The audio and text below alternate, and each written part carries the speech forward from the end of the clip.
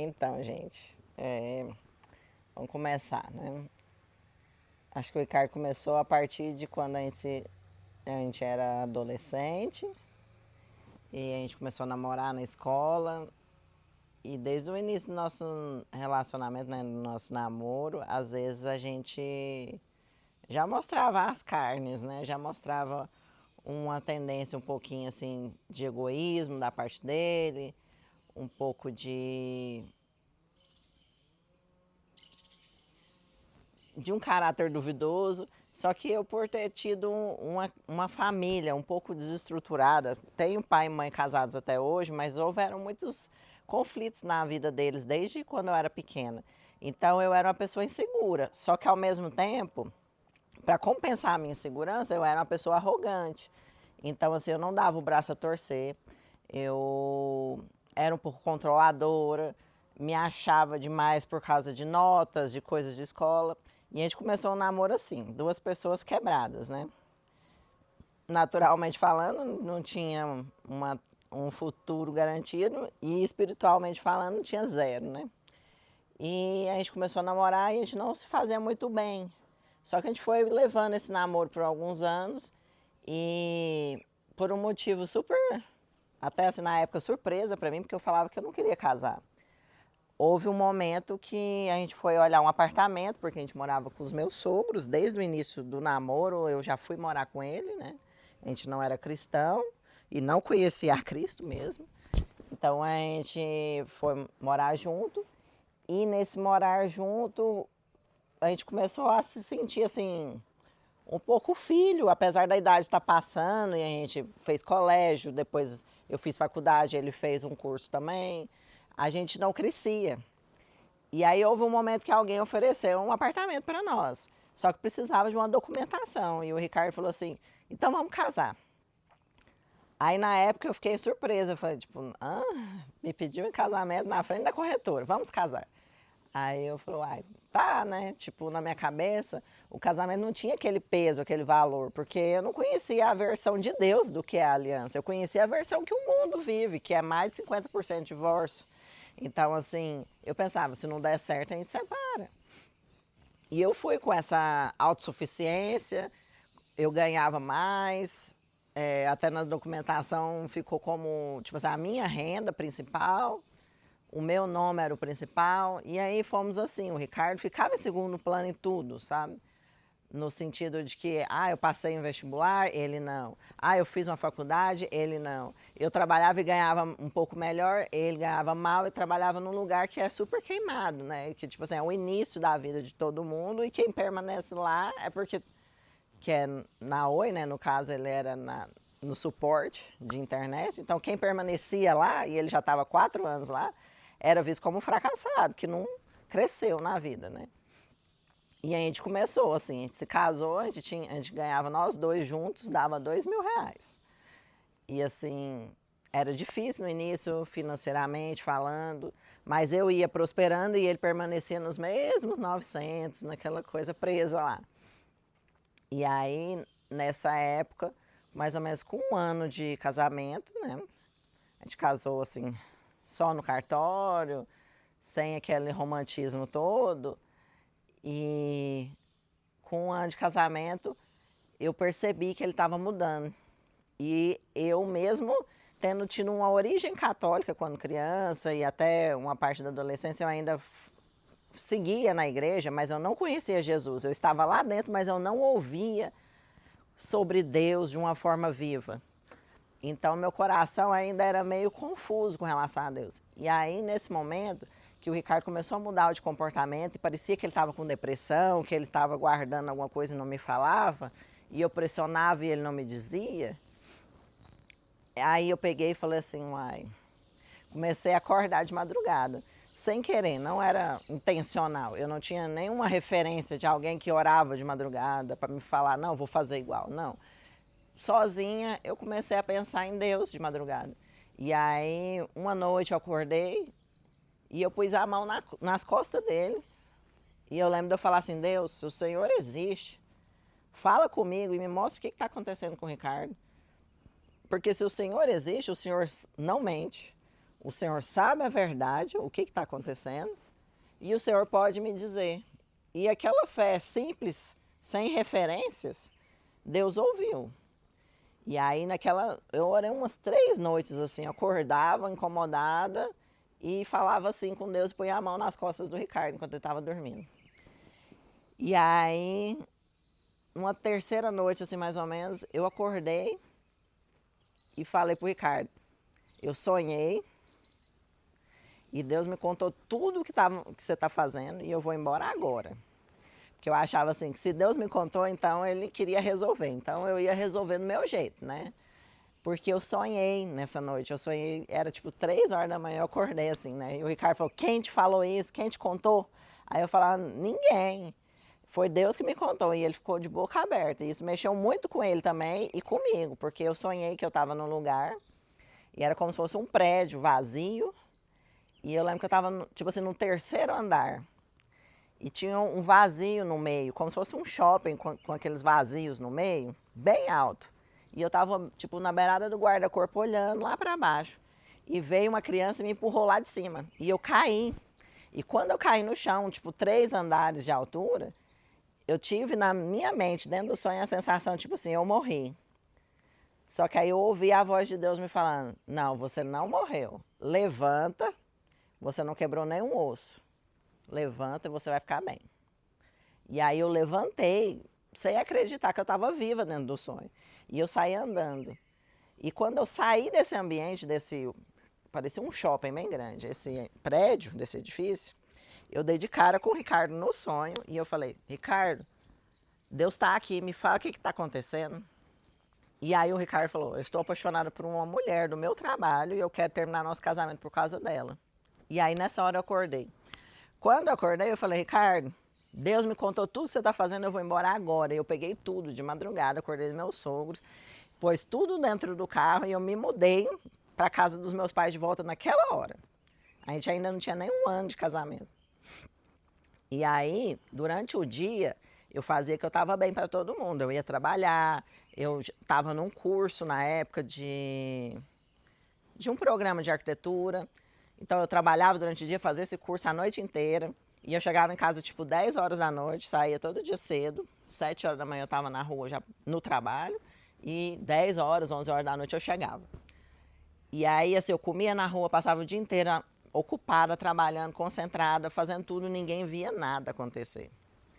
Só que quando dava de madrugada, eu não conseguia dormir e eu ficava chorando.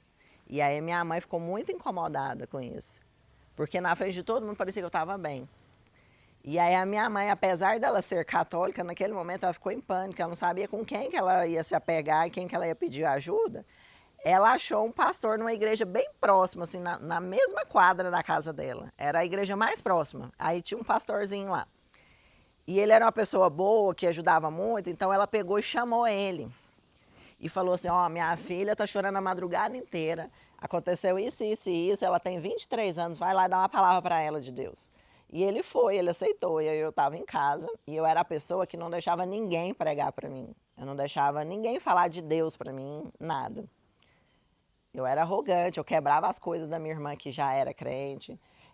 Se colocasse louvor perto de mim, eu tenho um pouco de incômodo no ouvido, assim, eu não gosto muito de música alta, nem baixa, eu não gosto muito de barulho. Então eu quebrava o CD dela quando ela insistia em continuar ouvindo dentro do nosso quarto, porque eu dividi o quarto com ela. Eu era a pessoa meio mazinha. E aí esse pastor foi lá, e aí ele falou de Deus para mim, e ele falou, ó, você só tem 23 anos. Finge que nada aconteceu e reconstrói sua vida. Esquece esse rapaz, vocês não casaram na igreja, você não foi a pessoa que fez nada de errado contra ele, você só tem 23 anos. Porque eu falava assim, eu chorava e falava para ele, eu acabei de conhecer a Deus, eu sei que ele fala comigo, só que eu não sei o que ele quer de mim agora. E eu falava assim, e outra coisa, será que eu posso me casar de novo um dia? Será que um dia eu vou poder ter filhos? Porque será que esse homem, o Ricardo, roubou a minha chance de ter um casamento e de ter filhos? Porque eu casei errado, eu casei com uma pessoa que não presta. Eu devia ter casado com alguém certo, mas eu escolhi errado. E aí esse pastor falou, não, Deus não vai te cobrar nada disso. pode seguir sua vida, você só tem 23 anos, você não está impedida de ter sua vida. Esse rapaz ignora ele, esquece que ele existe um dia. E aí ele foi embora. Desculpa. Aí naquela hora, a minha irmã ficou assim, calada, só olhando de longe. Ela não ousou naquela época nem falar de Deus para mim, porque ela sabia que eu tinha anos que eu resistia a ela. Ela converteu 8 anos antes. Então, ela, nesse momento, ela só orava em silêncio. Assim, em secreto, né? Ela orava do jeito dela, em secreto, mas sem contar para mim que ela orava. E aí, o pastor foi embora e eu falei, não sei, parece que Deus quer algo diferente para mim. Aí eu falei para minha irmã, eu falei, Alessandra, eu tô sentindo algo estranho. Parece que tudo que esse pastor falou era exatamente o que eu queria ouvir. Mas o meu coração parece que não acreditou nas palavras dele. Tem alguma coisa estranha. Aí a minha irmã foi muito sábia, ela falou assim, não, vou te dar uma Bíblia e lê e tira suas próprias conclusões, você e Deus. E ela me deu uma Bíblia do Esmiliguido de criança. Eu acho que desde o início Deus falou comigo através de crianças e de jovens, né?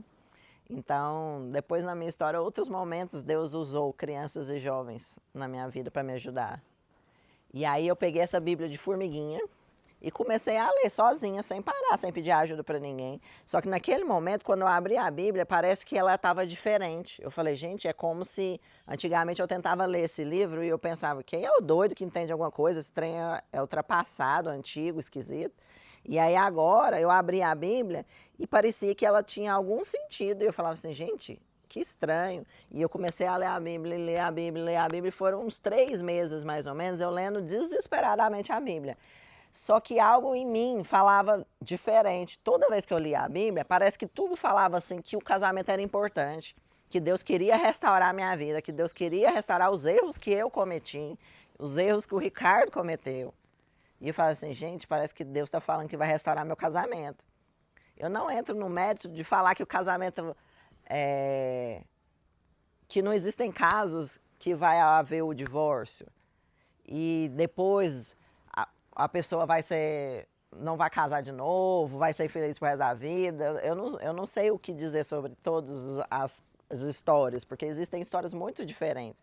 Mas na minha história eu tenho certeza absoluta, Deus falava, que eu vou restaurar. E aí eu fiquei assim incomodada. Aí um dia eu falei assim, Deus, porque aí eu já não comunicava com o Ricardo, porque eu voltei para minha casa dos meus pais e eu permaneci assim, trabalhava, estudava à noite no meu curso, estava muito ocupada e lendo a Bíblia o tempo todo que sobrava, levava a Bíblia para o trabalho, levava a Bíblia para o curso, concentrada em entender o que Deus queria de mim. E aí eu falei, Deus, se o Senhor quer que eu fale essas coisas para o Ricardo, se isso que eu estou imaginando aqui, sentindo, for verdade, faz com que ele me ligue agora. Porque eu falei, Deus, eu não vou ligar. Eu não vou atrás dele. A gente não morava longe, mas eu pensei assim, eu não vou lá na casa dele e falar, ó, Deus quer restaurar nosso casamento, porque ele estava com outra. Como que eu podia fazer isso? E aí, eu pensava, não, eu só tenho 23 anos, eu sou bonita, eu não tenho filhos. Tipo assim, se eu quiser, eu caso com outro mais pra frente e um melhor partido do que esse cara que mal dá conta de um trabalho na Oi de R$ 1.000. Eu sustento ele, a gente mora na casa dos pais dele, não é um grande partido assim, imperdível, eu pensava, né? E aí o que aconteceu? Eu peguei e falei pra Deus, então faz ele me ligar agora. E aí o telefone tocou. Aí eu pensei, ah, não, Senhor, o Senhor fala comigo, me escuta e ainda me põe numa enrascada dessa. Aí quando eu atendi o telefone, eu falei, Ricardo, antes de você falar qualquer coisa, deixa eu te falar o que Deus está me mandando falar para você. Aí ele falou, você ficou doida? Como assim? Deus falou com você, Deus quer falar alguma coisa para mim? Você está ficando louca? Eu tô te ligando para falar que eu consegui um advogado para semana que vem, para a gente dar o divórcio logo. Aí eu falei, Ricardo, tá bom, mas espera, só um pouquinho, escuta. Aí eu falei que Deus estava falando que o casamento era um só, que ele queria restaurar, que o tempo todo ele amava ele. Deus me falava muito que ele amava ele. Apesar dos erros, Deus estava com ele em todo o tempo. Deus vê, sabia como ele se sentia e queria restaurar a nossa vida, queria restaurar a nossa casa. E aí eu peguei e falei tudo isso, aí eu comecei a abrir a Bíblia e ler várias partes que eu tinha marcado na Bíblia, que tinham sido estranhas para mim, tinham me falado de alguma forma diferente. E eu falei, Ricardo, Deus está falando comigo, isso, isso e isso. E fui lendo para ele. E aí ele ficava do outro lado, e agora? Você está ficando doida? Você quer voltar para mim? Você quer esse casamento de volta? Eu falei, não, Ricardo, do jeito que você está, do jeito que você é, eu não quero. Mas se Deus me devolver um Ricardo diferente, um outro Ricardo, eu aceito. E aí a gente ficou um tempão conversando no telefone. E aí eu estava sozinha na casa nessa hora, né? E a gente ficou umas 2 horas no telefone. Aí a minha irmã chegou. Aí minha irmã fez sinal assim, tipo, com quem você está falando? Eu falei, com o Ricardo. Aí ela falou assim, fala para ele que vai ter um encontro depois de amanhã. E ele precisa ir, você também. Aí eu, que nunca tinha aceitado nada, naquela hora eu recebi esse convite do nada, com a minha irmã quase em mímica. Eu falei assim, uai. Pensei, né? Eu falei, Ricardo, depois de amanhã minha irmã tá falando que vai ter um encontro na videira, você quer ir? Aí ele falou, vou. Aí eu falei pra ela, ele aceitou. Aí ela falou, não, então tá bom. Só que nem existia vaga. Porque em cima da hora, assim, já tava tudo encerrado. Tem fila de espera, às vezes, as listas, por causa que o encontro da videira é muito bom e aí acontece grandes transformações, então tem fila. E não é normal você, 2 dias antes você aceitar. Era tipo assim, quinta-feira à noite a gente estava conversando e o encontro era na sexta à noite, era um dia depois. Mas ela conseguiu conversar, só que ela teve que fazer um encaixe, porque não existia vaga. E aí eu fui no encontro de jovens, adolescentes, todo mundo tinha tipo 14 aninhos e eu tinha 23. E ele foi no encontro de adultos casados mais velhos. Então todo mundo lá tinha 40 anos para cima e ele lá com os 23 anos. E Deus nos colocou assim, ao mesmo tempo em chácaras diferentes, em grupos diferentes, com pessoas diferentes. Só que Deus levou para a mão certa, tanto eu quanto ele. Lá o Ricardo arrependeu de tudo. Entendeu o tanto de oportunidade que Deus deu para amar e andar com ele, e ele não aproveitou. E eu também entendi quantas vezes eu busquei em relacionamentos suprir uma dor e uma carência que eu tinha por causa da minha infância e por causa de eu ser humano e não conhecer a Deus. Eu supri no Ricardo, eu supri em outros relacionamentos. E aí o que aconteceu? Eu aceitei qualquer coisa e eu me casei com essas marcas, com essas dores, com essa arrogância para no pouco que eu achava que eu tinha, então eu sou inteligente, então eu sou muito inteligente. E aí, nessa hora lá no encontro, eu quebrei assim, eu falei, gente, eu não entendo nada nem de mim mesma. E existe Deus mesmo e Ele quer algo diferente para mim. E aí eu me entreguei, o Ricardo se entregou. E aí a gente foi no encontro. E aí quando a gente voltou do encontro, a gente voltou decidido a fazer o que Deus mandar. Só que o que Deus mandar, a gente nem sabia o que era direito, né? E graças a Deus, a gente foi colocado numa célula onde todo mundo era bem mais velhinho, bem mais velho que a gente, tinha senhorinhas de 60, 70 anos, e tinha nós que tinha 20 anos, e os líderes não eram mais velhos tanto assim não, eles tinham uns 40. Mas todo mundo tratou a gente como filho, cuidou da gente. E aí, assim, a gente aprendeu o que era restaurar um casamento com eles. A gente fez curso de casais, a gente entrou de cabeça na igreja. E foi uma bênção maravilhosa. E a partir do sim para Deus, toda a nossa vida foi transformada. Então, aí nesse momento, quando a gente voltou ainda em casas separadas. E aí eu perguntava para eles, o que eu faço agora? Porque o Ricardo falava assim, e agora, o que eu faço? Eu, tipo assim, eu não sei nem por onde começar, eu estava com outra pessoa, né? Tipo, todo aquele problema aconteceu. E eu também não sabia nem como começar, como perdoar, como restaurar. E aí, aos poucos, a gente foi restaurando. Aí a gente fez o curso de casais, a gente brigava muito em cada lição do curso de casais, porque a gente precisava de uma base nova, que seria Deus, né? Que foi Deus, que é Deus. E aí a gente foi aprendendo, a gente voltou a morar junto, só que aí dessa vez Deus guiou a gente já para nossa própria casa. Então a gente locou um apartamento e mudou para ele. Eu tinha um dinheirinho guardado e esse dinheirinho guardado a gente alugou por 1 ano o apartamento na fé de que em 1 ano a gente iria prosperar e ia sair de lá. Ou ia ter condições de pagar mensalmente, né? O aluguel ou sair de lá. E aí Deus foi prosperando e as coisas foram acontecendo. E aí a gente andou uns 7 anos firmes na igreja, liderava e a gente cresceu. E profissionalmente eu continuava crescendo e o Ricardo um pouco amarrado.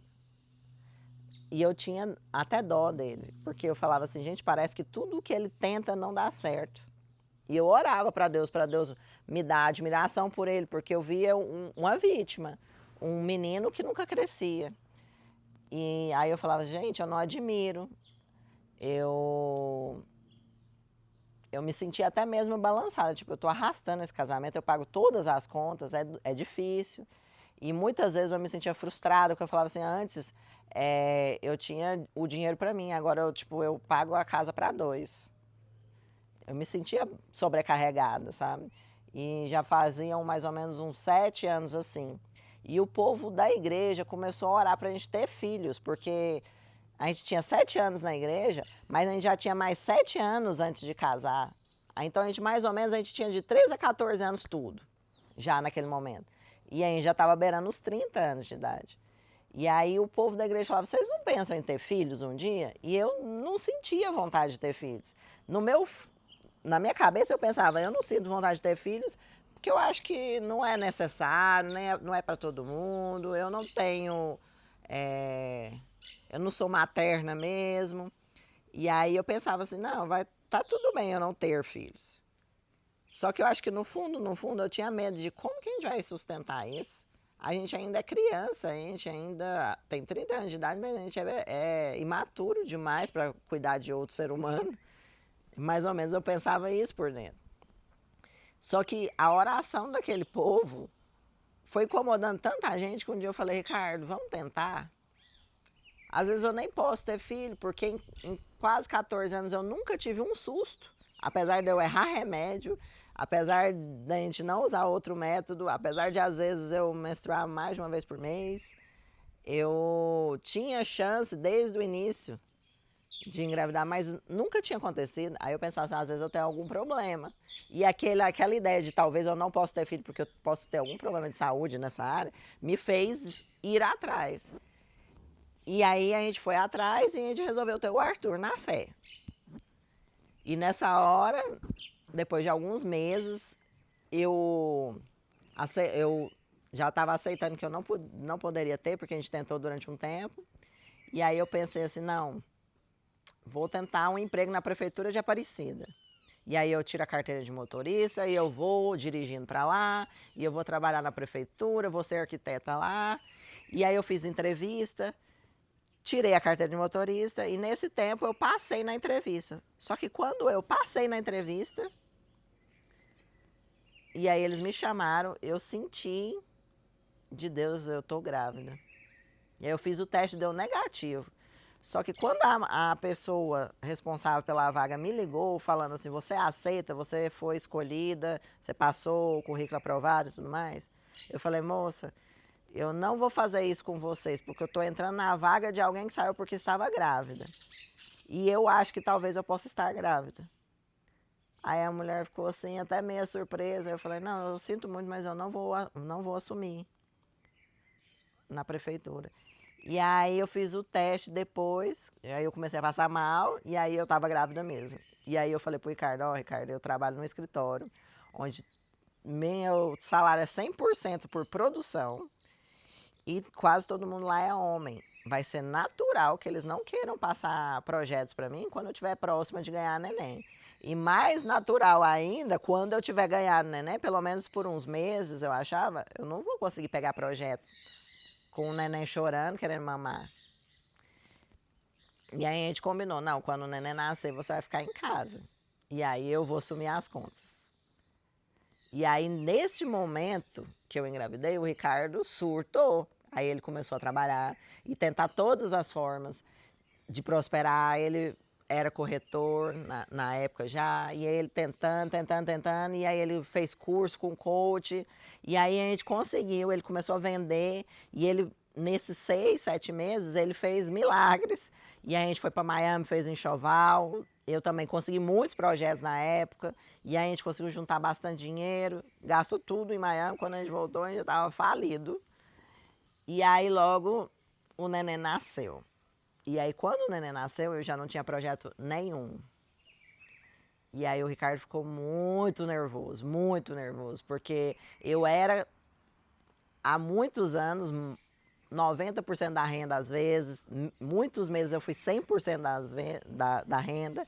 Quando o dinheiro dele vinha, às vezes era um bom valor já, mas nunca podia contar com ele, porque ele era sempre uma surpresa boa, não uma coisa constante. E aí, entre o Arthur e a Anne, 2 anos e meio. Dele nascer, o Ricardo viveu esses primeiros meses do Arthur muito intenso, era apaixonado no Arthur, a gente assim babava com o bebezinho tão lindo, e ele trabalhando cada vez mais, e eu tentando voltar para os projetos, mas eu não dava conta. Eu chegava aí para o trabalho, deixava ele com a minha sogra, ou com a minha mãe um pouquinho, mas eu não conseguia desvincular o mental mesmo, para falar assim, não, eu estou produzindo como antes, não. Eu ficava nervosa, eu ficava aérea, meu tic-tac não batia. Eu falei, nasceu o neném, os neurônios morreu, porque os neurônios da arquitetura já eram. E aí eu não conseguia mais ganhar praticamente nada, todo mês era aquela luta tentando voltar e nada dava certo. E o Ricardo acelerando. E aí eu falava, Ricardo, eu não posso ir nesse curso com você porque eu tenho que cuidar do Arthur. E aí o Ricardo fazia os cursos sozinho. Aí o Ricardo ia para São Paulo, fez um coach e foi crescendo, expandindo. Só que ele foi afastando cada vez mais de nós porque ele ficava muitas horas longe de casa. E aí nesse processo de trabalhar muito, porque nós estávamos vivendo um novo momento, e maturidade da nossa parte, de não saber, tipo assim, que no momento pós-parto, neném pequeno, a mulher tem seu tempo. Então eu ficava ansiosa, ele ficava muito ansioso também. Eu engordei bastante nessa época. E eu me sentia muito cansada. E aí a gente foi se distanciando. E aí ele começou a mentir. Aí ele ia nos meets e não me levava. Eu era careta com cara de crente. E ele já estava vivendo e convivendo com mulheres corretoras, vulgar e chamativas. E num ambiente onde ser casado não significa nada para elas, nem para eles. Então, as amizades, os ambientes, as festas. Então, ele já mentia que era um dia normal de trabalho, mas ele estava num meet, e aí as outras esposas dos outros sócios às vezes me ligavam, por que você não veio? Eu falei, porque eu nem sabia o que aconteceu, e eu ia confrontar o Ricardo, ele arranjava uma desculpa, e a gente foi distanciando, as mentiras foram aumentando, e ele começou a relacionar com a mulher do trabalho. E como todo pecador normal, ele não assumia, ele jogava um pouco a culpa em mim. Você é isso, você é chata, você não te ama mais, não dá mais certo. E a gente começou a ter muitos problemas. Só que nesse desespero, o que eu pensei? Eu pensei, a gente precisa ter um segundo filho. Porque eu não pensava que ia chegar a querer divorciar ou que já havia traições acontecendo. Eu não achava que estava tão grave assim. Então eu achava, a gente precisa ter um segundo neném. E aí eu falei, vamos ter mais um filho? O Ricardo, não. E aí, mesmo assim, eu falei, não, vamos sim. E aí eu fiquei grávida da Anne. E aí, nessa gestação, assim, foi o inferno na terra, na nossa vida. Porque eu sabia que Deus restaurou o meu casamento e o diabo não podia roubar o que Deus restaurou. E ele não tinha restaurado para depois o diabo levar. A gente conseguir destruir o que Deus faz. Eu falava assim, a gente não consegue destruir o que Deus faz. E outra, se Deus não tivesse restaurado meu casamento lá no início, se ele não quisesse que agora eu lutasse pelo casamento, ele não teria restaurado no início, ele não teria deixado eu casar, ele não teria feito eu ver quem era o Ricardo 7 meses depois de casar, ele teria feito eu ver antes. Porque se Deus conhece a minha vida, tem controle sobre nós, se ele vê todas as coisas, ele teria me contado antes. Por que ele não me contou antes? Então ele queria que eu lutasse por essa aliança. E eu falava, gente, eu não posso abrir mão de 14, 15 anos da minha vida. Não posso deixar tudo isso ser frustrado. E aí foi nessa fé, nessa força de falar, o diabo não me vence, o diabo não pode roubar o que Deus me deu. A aliança tem poder sim, e ela foi restaurada um dia, ela vai ser restaurada agora de novo. Que eu permaneci lutando, e nasceu a Ana e o Ricardo nem estava no parto.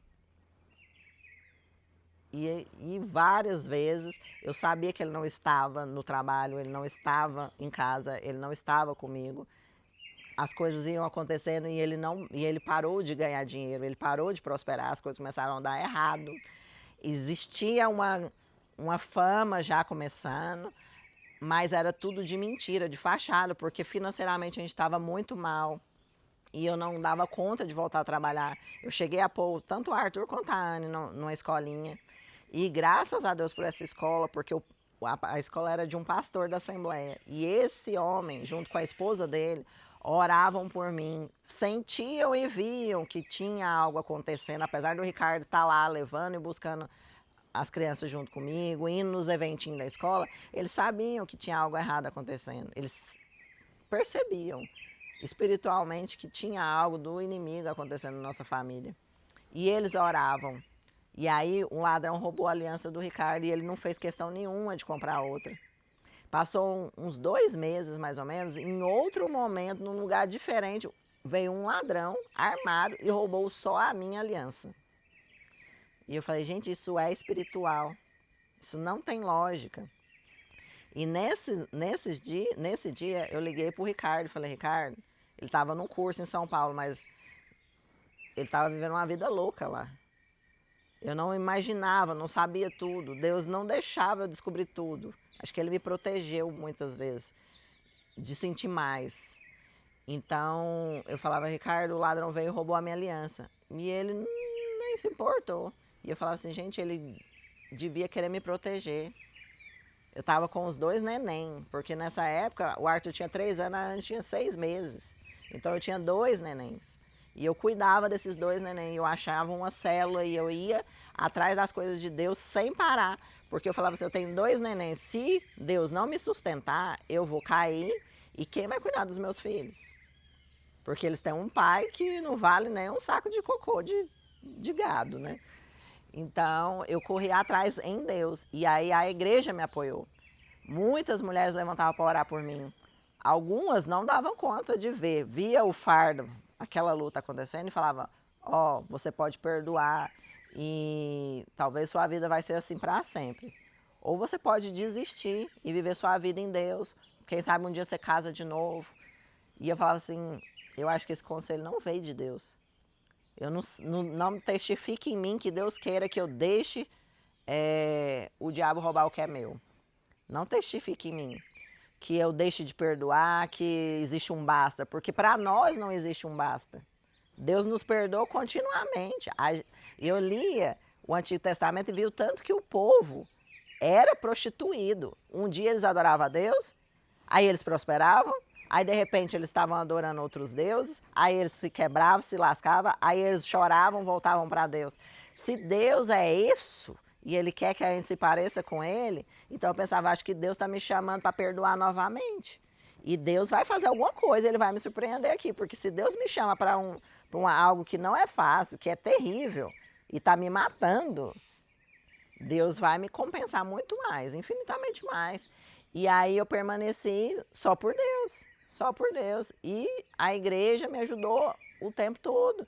E aí irmãs se aproximavam de mim, mulheres de Deus se aproximaram de mim. E essa luta, infelizmente, ela durou, enquanto a nossa restauração, quando a gente se converteu, durou 3 meses, e foi praticamente sem eu fazer nada, foi Deus fez tudo. Dessa vez Deus me chamou jamais para a mão na obra mesmo. E aí foram 3 anos dessa vez. E esses 3 anos não foram fáceis de se aguentar. Porque o Ricardo saiu literalmente da igreja. Ele começou a falar assim, como se ele nunca tivesse vivido aquilo. Ele começava a falar assim, não, essa Bíblia aí, ela foi escrita por homens. Tem o que o homem quiser escrever nesse papel, tem aí. Isso aí não é de Deus. Se Deus existe, Ele quer a minha felicidade. E aí eu via toda aquela incoerência, eu falava, se Deus existe, tudo que Deus já te fez. E eu lembrava do Ricardo chorando e louvando a Deus, sentindo a presença de Deus, orando em línguas. Ele liderava e tinha unção, e eu falava, Deus, se o Senhor fez aquilo, o Senhor pode fazer de novo. E eu falava para o Ricardo, Ricardo, eu não te reconheço mais, eu queria que você voltasse a ser quem você era antes. E ele falava, aquele Ricardo menino que você amava não existe mais. E aquilo me doía muito, eu falava assim, não é possível, não é possível que Deus deixou eu ver aquele tempo e não existe mais, ou que era uma mentira. E aí eu não tinha referências de restauração nesse nível. E eu pensava assim, será que é possível ou não? Mas eu continuava buscando, continuava indo na igreja, continuava indo na célula, continuava liderando crianças, sendo anfitriã, buscando, mesmo que sozinha. Eu falava para o Ricardo, Ricardo, eu não posso cuidar de 2 crianças dentro de um culto. Você precisa ir, nem que seja um peso morto lá dentro, mas você vai cuidar dos neném. Nós temos 2 filhos. E aí eu levava ele para a igreja para cuidar dos neném. Eu tô falando demais? Não, eu só tô monitorando pra ver se você não, às vezes, tivesse pausado. Ah, tá. E aí ele ia para a célula, ia para o culto, aos trancos e barrancos, ficava o tempo todo no celular, parecia nem sei o quê, só o corpo presente. Entrava aqui e saía aqui. Mas Deus estava fazendo. E ele sempre levantava líderes, homens e mulheres de Deus para falar comigo, para falar com ele. E aos poucos ele aceitou novamente ir num momento de desespero para o encontro. E aí ele foi de novo para o encontro, depois de já ter sido líder de célula, depois de já ter muitas vezes trabalhado no encontro, já ter sido cotado para ser discipulador, porque a gente multiplicou a célula algumas vezes na época. Tipo, ele sabia que ele tinha um grande chamado e ele tinha largado tudo e parecia que ele era um Zé Ninguém que nunca ouviu de Jesus. Ele vivia uma vida falsa e torta e a maioria da nossa família nem acreditava em mim. Quase todo mundo não acreditava e eu não podia contar para todo mundo nem detalhes, porque se eu falasse, ou eu era vista como louca, ou eu estava desonrando o meu marido de contar. Então eu falava assim, gente, eu não posso falar para ninguém. Aí às vezes Deus levantava uma irmã para me ajudar. Depois, assim, mais alguns anos depois dessa luta, Deus levantou em sequência mulheres que já tinham passado por um casamento difícil, tinham divorciado e uma delas, inclusive, já estava no 2º casamento. E aí eu falei, vou conversar com essa irmã. Ela está na igreja, ela está no 2º casamento, ela vai ter uma palavra de Deus para mim. E aí, nessa hora, todos falavam, eu me arrependo de não ter lutado um pouco mais pelo meu casamento. Eu não fiz de tudo. Você ainda está em tempo de fazer de tudo. Não desista da sua aliança. Nenhuma delas me apoiava a desistir. Deus levantava pessoas que estavam super machucadas para falar, não deixa chegar onde aconteceu comigo. Luta até o fim. Faz a sua parte até o fim. Deus vai te honrar, Deus vai te recompensar. E eu tentava permanecer. E aos trancos e barrancos eu permaneci. Não foi fácil. Houveram momentos que eu queria desistir. Houve momentos que eu quis olhar para os lados. Houve momentos que eu quis abrir mão mesmo. Eu falava, nem estou lutando pelo quê? Estou lutando por uma ilusão. Houve momentos que o inimigo jogava setas na minha cabeça. E eu falava, não, eu estou sem amor próprio, como o povo diz. Ou isso aqui é dependência emocional. Aí eu pensava, quem está falando isso para mim? É da Bíblia? Ou é do mundo? Tipo assim, essas palavras parecem com Jesus ou parecem com o povo que vive sem Deus por aí? E aí eu falava, não, Deus manda eu perdoar, né? Deus, não é que eu mando eu perdoar, mas Deus me ensina a perdoar. Deus me perdoou. Deus fala sobre um amor que suporta, que anda a 2ª milha pelo outro. E que se machuca pelo outro, né? E aí eu falava, vou tentar um pouco mais, vou tentar um pouco mais. E aí o Ricardo, depois desse encontro, ele se arrependeu. Ele viu aonde ele estava deixando, a brecha que ele estava abrindo, que era o ausentar da casa, é o pôr o trabalho na frente, é o sair dos caminhos do Senhor mesmo, parar de se alimentar de Deus. E eram os relacionamentos também. E aí ele pegou e pôs fim naquele problema, naquele relacionamento errado que ele estava vivendo, de idas e voltas com essa outra pessoa. mesmo estando casado em casa comigo. E aí ele voltou para o casamento. Só que ele não voltou de corpo inteiro ainda. Por quê? Porque ele ainda tinha um vínculo muito forte com a empresa onde ele estava. Todos esses problemas estavam acontecendo dentro dessa empresa. E o ambiente era contaminado. Os outros amigos faziam igual. Ele não saiu daquele lugar. Ele não deu o passo de cortar todos os vínculos com aqueles problemas. E aí o que aconteceu? Ele voltou para Deus, ele se sustentou por um tempo, tentamos abrir uma célula dentro da empresa, tentamos falar de Deus, vincular com outras pessoas de Deus. Só que o dia a dia matou aquela semente boa. E aí a gente estava subindo, prosperando, buscando a Deus novamente, as coisas iam rompendo. A gente vê o tanto que as coisas de Deus prosperam e as coisas do inimigo só leva a dor, sofrimento, roubar, matar e destruir, como a Bíblia mesmo fala, né? Então, naquele momento que ele falou, eu vou pôr fim nessas mentiras do diabo, apesar dos meus sentimentos, porque naquela época ele nutria sentimentos, então ele ficou depressivo, chorava e ficou mal. Apesar disso, ele escolheu voltar para Jesus. Só que 1 ano foi passando, 2 anos foi passando, 3 anos foi passando, e com o tempo ele voltou para os mesmos erros novamente. E nesse novo momento, o afastar da gente novamente por causa do trabalho estava tão grande que eu não estava nem percebendo. Eu percebia que ele não estava normal comigo novamente, que ele estava novamente com senhas, com barreiras, com restrições com relação a mim.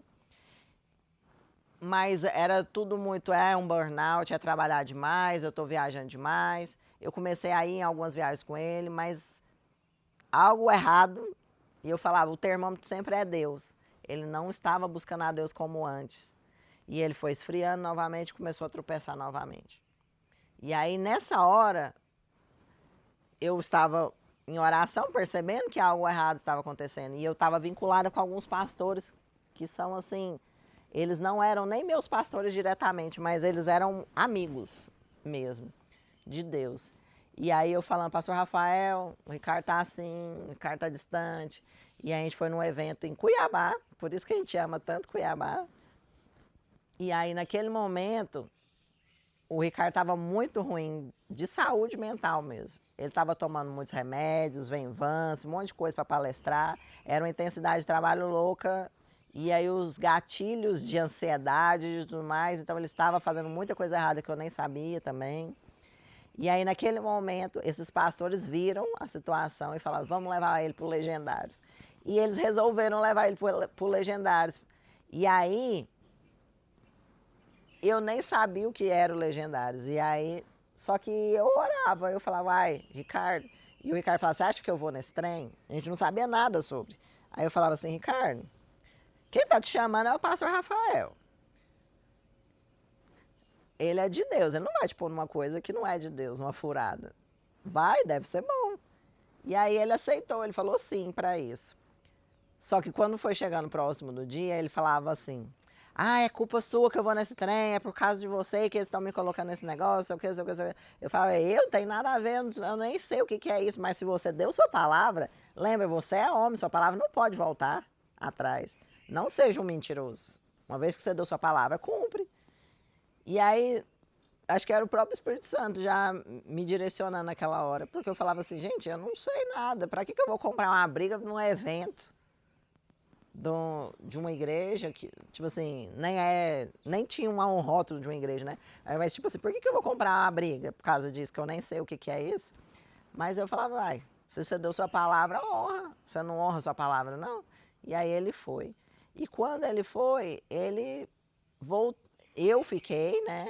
Ele nem quis que eu fosse junto. Achei estranho. Eu falei, mas não é com as esposas? Tipo, não tem algumas coisas para as esposas lá? Não tem uns negócios de chá das ladies, alguma coisa assim, recepção? Por que eu não posso ir? Ele falou, não, eu não quero que você vá, vai gastar dinheiro a todos, sei o quê. E aí não fez questão de eu ir, eu achei estranho e não fui. E aí, com a chegada dele, ele voltou. Aí ele voltou muito depressivo, muito calado. E ficou 1, 2 meses chorando. Tomava remédio e dormia o dia inteiro. E eu pensava, gente, o que aconteceu? E ele não me contava, e eu fui cutucando, cutucando, porque mulher não aguenta muito tempo. E aí eu fui cutucando, aos poucos eu fui descobrindo o que estava acontecendo, o que tinha acontecido. E aí eu fiquei chocada. Eu falei, gente, de novo, porquinho rolando na lama de novo, e tudo isso acontecendo novamente, minha casa sendo atacada dessa forma de novo. Só que aí Deus testificou, não, agora vai ser um novo tempo. E aí a gente se vinculou ao Legendários, e ele foi servir, cada vez que ele servia eu sentia algo mais sendo liberado, uma libertação acontecendo aos poucos. E aí eu via aquela palavra sobre a experiência de porta e de caminho. Realmente, ele não teve a experiência de porta, ele estava tendo uma experiência de caminho. Cada vez que ele ia, cada vez que eu permanecia, porque ele estava muito nervoso, muito depressivo, eu não podia nem confrontar. Ele falava, é culpa sua que eu estou fazendo isso, é culpa sua, é por causa de você está me cobrando isso. Eu falava, não, eu não estou te cobrando, não é culpa minha. Você assumiu um compromisso de casamento, você e Deus. Não é comigo que você está casado. Você está casado com Deus. Você foi lá no altar e prometeu para Deus. Você não prometeu para mim. Eu não prometi para você, eu prometi para Deus. Eu não estou fazendo coisas que eu não faria por ser humano. Eu estou fazendo por causa de Deus. Então, faça coisas por causa de Deus, não por causa de seres humanos. Vai lá que vai dar certo. E aí a gente foi indo e Deus foi direcionando. E Deus foi mostrando o tanto que o ambiente era impossível permanecer forte e se achar forte diante de ambiente. A Bíblia fala não sentar na roda dos escarnecedores, não permanecer ali. Você prega para eles, você pode até em algum evento estar com eles, mas você não pode viver caminhando junto. Porque se você vive caminhando junto, você pega aquela sujeira e ela não sai de você. Ela vai acumulando sem você ver. E aquilo te sufoca. Como aconteceu mais de uma vez, quando ele quis resolver a vida dele e o ambiente ganhou. Então ele resolveu vender a empresa, resolveu abrir mão de tudo que estava gerando as quedas dele, resolveu abrir mão de tudo que estava afastando ele da família, e ele resolveu abrir mão até de coisas que não eram aos nossos olhos negativas, mas Deus foi fechando o coração mesmo.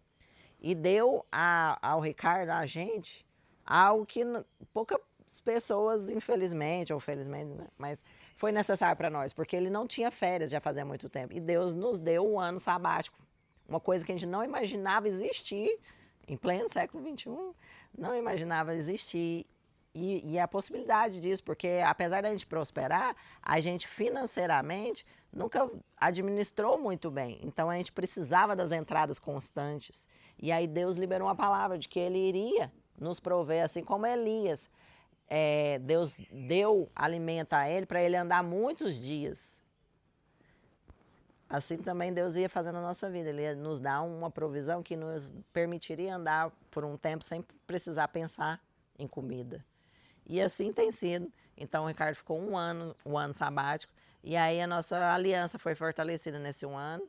E muitas coisas foram aos poucos sendo testificadas no nosso coração com relação ao ministério, com relação a reposicionar dentro da igreja, com relação a vincular novamente, com relação a ser transparente das nossas fraquezas, dos nossos erros, dos nossos acertos em todos os lados, porque a gente pode falar na vida de outros, falar que não é só no seu casamento que está acontecendo esse tipo de problema. Na verdade, a maioria dos casamentos passam por esse tipo de problema. E a gente, quando está dentro dele, a gente acha que é só com a gente. Ai, porque só no meu casamento houve traição. Minha filha, do seu avô, da sua avó, dos seus tios, dos seus primos, dos seus pais. Só que ninguém te falou. E os que permaneceram foi porque um dos dois permaneceu. Aí quando alguém manda uma pergunta, não, mas o outro não quer. Eu falo, o normal é isso, minha filha. O outro não quer. O normal é isso, meu filho. Normalmente a esposa ou o esposo, um dos dois não quer. Mas é você, Deus e o esposo. Você, Deus e a esposa. Então você tem dois. E o maior está do seu lado, que é Deus. E Deus é pela restauração. Ele não te cobra a restauração. Ele não te julga se você falar, eu desisto. Mas ele te dá poder para aguentar, se você quiser, e crer nele. Os milagres de Deus são do tamanho da sua fé nele. Deus é infinito em poder, em amor, em perdão, em cura, em restauração. Só que você precisa ir lá e pegar. Você precisa crer que Ele pode, porque Ele só pode te dar o que você crê que Ele pode te dar. Eu não sei se eu consigo explicar, mas tipo assim, as coisas de Deus são a medida do que você tem. Você tem fome para quanto? É quanto Deus te dá. Se você tem fome para mais, permanece nele que uma hora vai acontecer. Uma hora rompe. Então o Ricardo tinha fome em prosperar. E era errado ele querer prosperar? De forma alguma. Só que ele tentava na força dele prosperar. Ele tentava no excesso de horas trabalhando, ele tentava no excesso de horas negligenciando a casa, a família, desvinculando, vivendo uma vida fora de casa muito maior do que uma vida em casa, maior do que uma vida na igreja. E aí era uma prosperidade na força própria. E por isso ela era aquela coisa. E muitas vezes ela era só glamour. Quantas vezes haviam vídeos de luxo e ostentação e as contas estavam atrasadas? Contar o Instagram é isso, gente. Mas assim, quando você dá um passo em fé em Deus e confia que Ele quer sua prosperidade e Ele pode te prosperar, o que vai acontecer? As portas vão se abrir, você vai ver os caminhos de Deus, você vai ouvir o Espírito Santo te direcionando. E aí a prosperidade vem, e é a prosperidade que não acrescenta dores. Porque a Bíblia fala, a bênção de Deus, a prosperidade de Deus, ela não nos acrescenta dores. E aí eu falava assim, gente, esse versículo está errado na minha vida, porque a prosperidade está acontecendo na minha vida e ela está me acrescentando dores. Está errado. E aí eu sabia, no meu interior, Deus testificava em mim, está errado, tem algo errado. E aí os passos em direção a Deus organizam as peças do tabuleiro, né? A gente fala, a nossa vida é como se fosse um xadrez, você não pode mexer em qualquer peça na hora que você quer. Você tem que esperar a direção de Deus, porque Ele vê o jogo inteiro, você está vendo só um pedacinho. Ele vê o jogo inteiro, Ele sabe todas as coisas. Então, espera as direções de Deus, anda suas peças nas direções que Ele vai te falar. E aí você vence o jogo. E assim, Deus restaurou nossa casa novamente e firmou as nossas estacas no lugar certo. E se a gente se abalar e sair dessa base, a gente vai cair de novo. Ninguém vai te garantir que você vai caminhar sem Deus e vai dar certo. Mas com Deus, permanecer em Deus nos faz prosperar, nos faz caminhar, nos faz vencer toda e qualquer batalha. Amém? Acabou? Uai, sei que vai me dizer, acabou? Acabou. Então tá bom. Ora pelas pessoas. É bom sempre terminar orando. Tá. Libera a unção que tem sobre a sua vida. Porque mais importante do que o que você fala é a unção que você carrega. Amém. Senhor, eu coloco diante do Senhor esse vídeo, esse testemunho, e eu entrego ele ao Senhor. Não existe força em mim, não existe glória em mim, existe força e glória no Senhor, que é o Senhor quem fez. E eu te peço, Pai, assim como o Senhor fez na nossa casa, que essas pessoas, Senhor, que estão vendo esse vídeo, que possam estar passando por problemas parecidos, possam encontrar no Senhor o consolo, a força e a vitória, em nome de Jesus. Que eles possam crer em milagres maiores, que eles possam crer apesar do mundo, possam crer apesar das circunstâncias, possam crer apesar do que o povo fala. Que eles possam olhar para o Senhor, para a Tua palavra e crer que ela é a verdade. E colher as vitórias que vêm do Senhor, em nome de Jesus. O Senhor é o Deus que prospera, então eu declaro, prospera essas famílias. O Senhor é o Deus que cura, então cura essas famílias. E o Senhor é o Deus que sara e transforma realidades. Então eu te peço, Pai, em nome de Jesus, sara e transforma essas realidades para a honra e glória do Senhor, para que o mundo veja, através de mais e mais testemunhos, que o Senhor não se calou, que o Senhor não se cansou, que o Senhor é o Deus de perdão, amor, de reconciliação, de restituição, em nome de Jesus. Amém. Aleluia. Glória a Deus. Amém.